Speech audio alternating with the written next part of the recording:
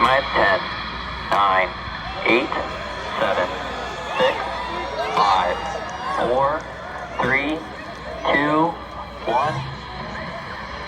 And liftoff of Intelsat Galaxy-31 and 32. Go Falcon 9.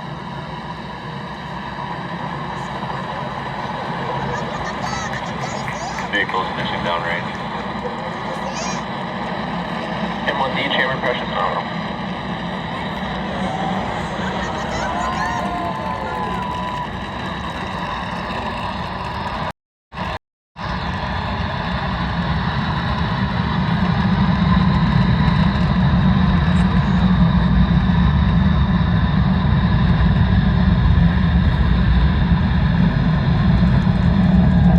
Successful liftoff of Falcon 9 from Space Launch Complex 40 at the Cape Canaveral Space Force Station in Florida. We're carrying the Intelsat Galaxy-31 and 32 payloads to orbit.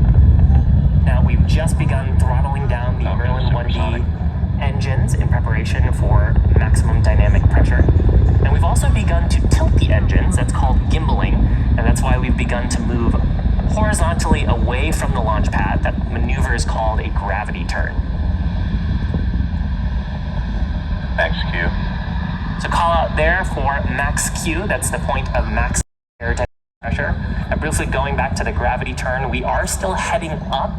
As you can see, the speed and altitude are increasing, but we're also heading away from the launch pad. And we do that because a rocket needs to go about 17,500 miles an hour horizontally in order to avoid being pulled back to planet Earth.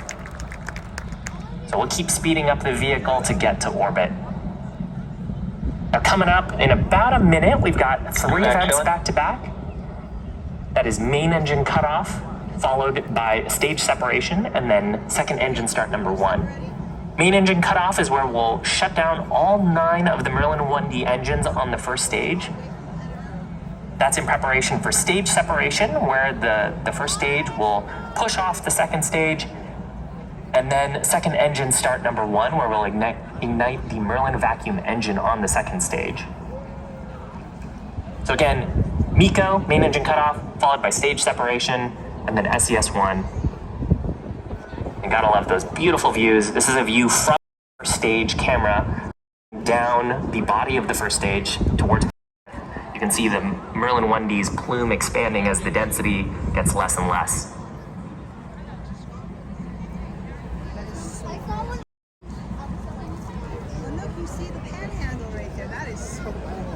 MECO.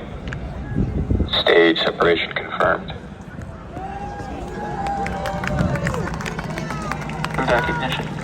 Stage 1 FTS is saved. So what's separating exactly? Awesome. So MECO, stage sep, and second engine start complete. Well, folks, I do want to thank you all for joining us here for our viewing area at the Kennedy Space Center Visitor Complex. As a reminder, this rocket will not be returning today. This is an expendable rocket. They are throwing it away. It will not be returning here to Kennedy Space Center or landing on the barge off the coast. So that about does it here, folks, for us at our launch viewing area. I want to thank all of you for joining us and have a great rest of your day. You guys know what expendable?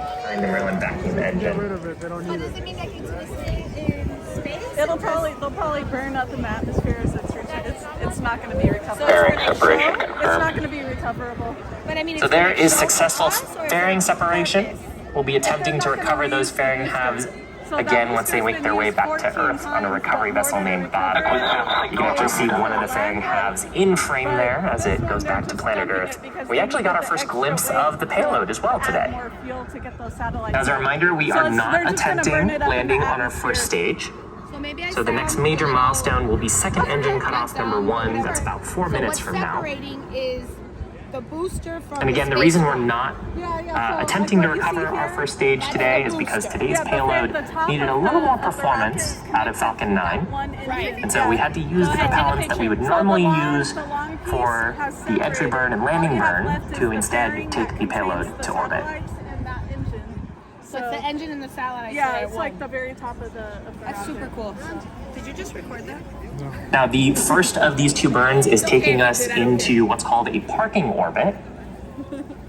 So that is a roughly circular orbit that we'll be going into before we take a second burn later on in today's broadcast. you can go to Freedom Jeffrey on YouTube. What is it? YouTube? And ultimately, the payloads will be going to what's called a geostationary transfer orbit before they continue their mission onto geostationary orbit. Why are you taking? So for this first burn, the Merlin vacuum engine is continuing to burn and take the second stage and the payloads to orbit. Now, the Merlin vacuum engine is extremely similar to the Merlin 1D engines. It does feature more redundancy and a much larger expansion nozzle, and that allows us to maximize the efficiency of the burn in space. And the reason that expansion nozzle makes the burn more efficient is because we're able to expand the gases further in the vacuum of space than we are on the ground. On the ground, we've got about 14 pounds per square inch of pressure from the atmosphere pushing down on us.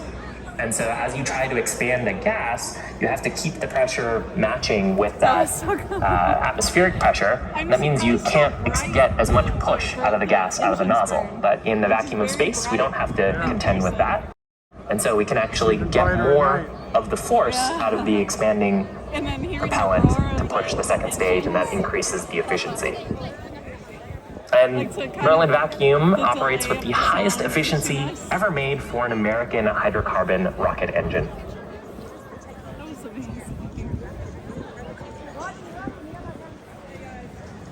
Now, you may have noticed on the pad that the second stage looks very similar to the first stage. It doesn't just look similar, it has the same diameter, it uses the same metal composition in the tanks, the same computers, and the same propellants, and almost the same engine. And that allows us to use similar tooling, design techniques, and systems to build two rockets that are more reliable. Anything that we learn on the first stage often applies to the second stage and vice versa. Now, if you're just joining us, welcome. You're watching our webcast coverage of the Intelsat Galaxy-31, 32 mission. Entry is nominal. You've got a view of the second stage Merlin vacuum engine, along with planet Earth behind us. We're about 4 minutes in to a 5-minute burn. We had successful liftoff, stage separation and second engine start, as well as fairing separation from Space Launch Complex 40 at Cape Canaveral Space Force Station. And we didn't attempt to recover our first stage today as we needed the propellants for additional performance to get our payloads to orbit. Now we're currently awaiting second engine cutoff number 1, or SECO 1. That coming up in just about 20 seconds from now. Terminal guidance. Stage 2 exit saved.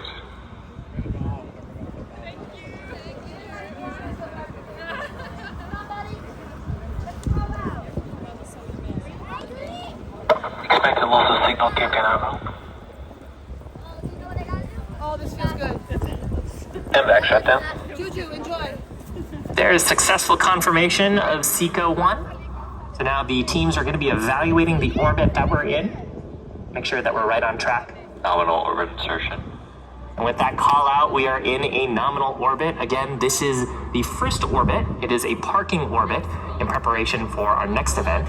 And since we didn't attempt to land our first stage today, the next major milestone will be ignition of our Merlin vacuum engine again. That's for second engine start number 2, expected in about 26 minutes. About 26 minutes into the mission. So, until then, please enjoy the space tunes and the views from space. We'll see you back at about T+26.